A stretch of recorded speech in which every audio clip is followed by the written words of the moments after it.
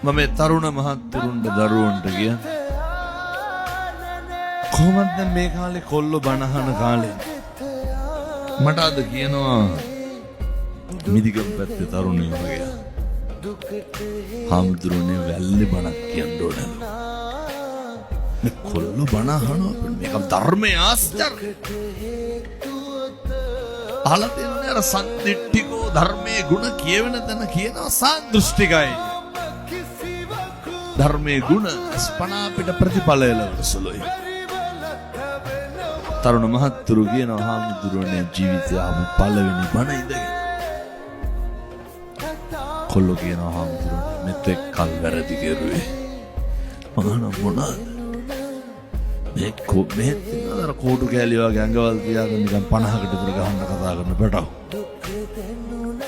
මේ පොඩි කොල්ලෝනේ දෙපැත්තෙන් අල්ල ඇඹරියා කියනවා ගැහුවොත් එහෙම දෙකට ගන්නවා කටවල්ලේ වුණාට ඒ කොල්ලෝගේ සාප්පුවල දැන් බැලුවොත් තියෙන දුංගල බලුවක විතර වුණාට මේ කොල්ලෝ පුදුම විදියට මේවට ඇබ්බැහි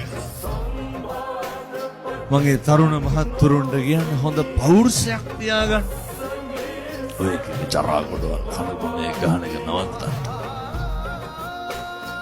හොඳ අභිමානයක් තියාගන්න එක එක්කෙනාගේ පස්සේ යන්න එපා බීඩි සිගරට් ගංජා උඩු අයිස් වලට ඇබ්බැහි වෙච්ච අපේ තරුණ මහත්තුරුන්ගෙන් මං අහන්නේ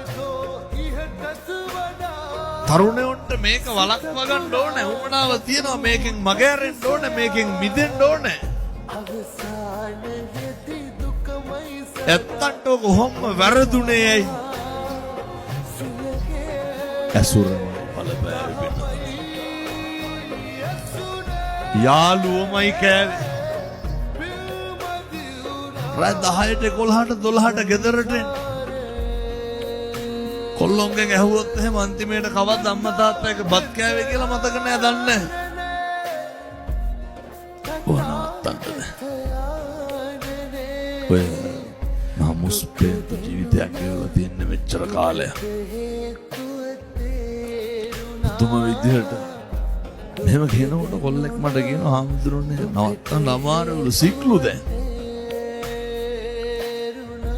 ඒ කොල්ලා දැන් ඇතුලේ මේ දවස්වල අහුවෙලා මාස 6කට ගිහිල්ලා මම දැන් පැටිය එනකන් ඉන්නේ ඇතුලේ කොහොමද සික්කේ කඩාගත්තේ කියලා අහන්න ඇතුලට කිව්වොත් එහෙම දැන් ඉන්න බෑ වෙවුලනවා කිව්වොත් එහෙම මොකද කරන්නේ එහෙනම් ජේල මහත්තුරු ඇවිල්ලා මම තඩි ගහනවා මිසක් කවුරු මොනවද කරන්නේ ඇතුලේ සික් නැහැ කුක්කෝ වගේ මෙහෙට ආපහා උදේට ටොයිලට් යන්න බෑ බීඩියක් පොඩි කොල්ලෝ සාප්පුවල බීඩි මිටි පිටි බිල්දින් ලැජ්ජා බෑ ගන්ධස්තර බෑ බීඩි කොහෙද කොල්ලෝ උනාම හොඳ පෞරුෂයක් තියෙන්න බෑ හොඳ පිරිමෙක් වගේ අභිමාණයෙන් ඉන්න බෑ සල්ලි හම්බ කරන්න ඕන අම්මා තාත්තා බලා ගන්න ඕන කොල්ලෝ උනහම එහෙම වෙන්න ඕනේ සහෝදරයන්ට බලන්න ඕනේ සමහර තරුණෝ ඉන්නවා අවුරුදු 27යි 28යි මෙච්චර කාලයක් මොකද කරේ කියලා අපම බ්‍රේස්ලට් එකක් හදාගෙන නැහැ දාගන්න බලනකොට හැම එක ගිහිල්ලා එක එකගේ වැඩ නෙමෙයිද කරන්නේ ගෙදර කිසි වැඩක් කරන්නේ තාම කුස්සියට ලෑලි ගහලා ටොයිලට් එකේ දොරට එක්ක ගෝණි පඩංගුවක් නැත්තම් තහඩුවකට රීප පටියක් ගහලා දැන් ගෙදර ඉන්න අවුරුදු 27 28 දඩබ්බර තරුණයෝ උන්ට කිසි ගාණක් නැහැ අම්මා තාත්තා හම්බ කරන එකෙන් කාලා ඉන්නවනේ ඔය හැන්දෑවට මොකෙක් හරි අල්ලගෙන ජරාවක් මේ තරුණ ජීවිත අපරාධ පිනතුනේ මම ඒ සත්පුරුෂ තරුණයන්ට කියන්නේ හැබැයි ඒ කොල්ලෝ හරි හොඳයි තරුණයන්ට මං කියන්නේ ඔය අපායින් මිදෙන්න ලස්සනට ඉන්න. කුලී වැඩක් කරලා හරි කමක් නැහැ මහන්සියෙන් ජීවිතේ හදාගන්න. වචනෙන් පවා ක්වොලිටි එක තියාගන්න. ඒ ක්වොලිටි එක හරි වැදගත්. සල්ලි නැති එක ප්‍රශ්නයක් නෙමෙයි පින්නතුනේ. දැන් අපේ ගෙදර අදටත් සිමෙන්ති දාලා තියෙන. මොකෝ මට ඕක මේ ටයිල් අල්ලන්න බැරුවද? නේ මිනිස්සු කොච්චර මට ගෙවල් දෙන්න හදනවද? කොච්චර ඉඩ කඩ? වෙනතුන් මේ වෙනකොට කැප් 3ක් දෙන්න හදලා තියෙනවා. අන්න එකක් පන්සලේ නවත්තලා ගිහින් තියෙනවා හයිලක්ස්. ඕනතර. නමුත් තරුණෙක් වුණාම හොඳ මේ දුප්පත්කම නැති බැරිකම ජීවිතේ කිසිදාක අනෙකගෙන් යැපෙන්න බලාපොරොත්තු වෙන්න එපා. මොකක් හරි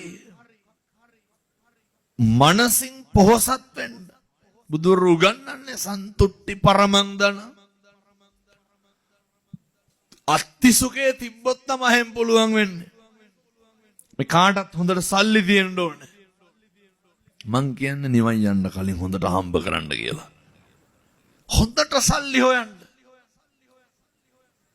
මොනවාද කරන්න බැරි? භෝග සුඛේ තියෙන්න ඕන. කවුද මෙහෙම කියන්නේ? මේ බුදුවරු දේශනා කරන්නේ මිනිස්සු අනන සුඛ තියෙන්න ඕනේ. අන වජ්ජනම ණය නැතිකම තියෙන්න ඕන අපිට. මෙව්වා ගානේ ගෙවල් ගානේ ණය නැද්ද මිනිස්සු? පුදුම ණය කන්දක් නේ තියෙන්නේ. ඒ නිසා සත්පුරුෂ දරුවන්ට තරුණ මහත්තුරුන්ට මං කියනවා ඔය ගොඩක් කොල්ලොන්ට වැරදුනේ එක එකාගේ බයිසිකල් පස්සේ යන්න ගිහිල්ලා. බයිසිකලේ පිටිපස්සේ නැගලා යනවා. තරුණයෝ එක්කහුව වෙන්න. මේ ගම් වලින් මත්ද්‍රව්‍ය අයින් කරලා දාන්න. කොල්ලෝ නම් කමක් නැහැ මේ ළමයි ඉන්න තාත්තලා. මස් කිලෝ එකක් ගෙදරට ගෙනල්ලා නැහැ. බිත්තරයක් ගෙනල්ලා නැහැ. වෙනද රස්සාව කරන්න ඕනේ. සමහරු දවල් 30ම නැහින්නේ. ඔය කාගේ හරි දලක් සුද්ධ කරලා ගිහිල්ලා මොකද කරන්නේ? ජීවත් වෙන්නෙම සමහරු බොණ්ඩනේ. එහෙම නෙමෙයිද? පින්නදුනේ මිනිස්සු වෙලා ඉපදුනාම මේකෙන් හොඳට වැඩ ගන්න. මේක අපරාධ.